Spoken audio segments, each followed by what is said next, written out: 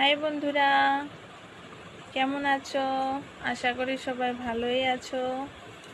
আমিও খুব ভালো আছি। তো তোমরা কেমন আছো সবাই কমেন্ট করে জানিও। আমিও খুব ভালো আছি। তোমরা টাইম মতন কি খাওয়া দাওয়া করছো? কি খাচ্ছো বলবে। আমিও টাইম মতন খাওয়া দাওয়া করছি। তোমরা সবাই কমেন্ট করে জানাবে।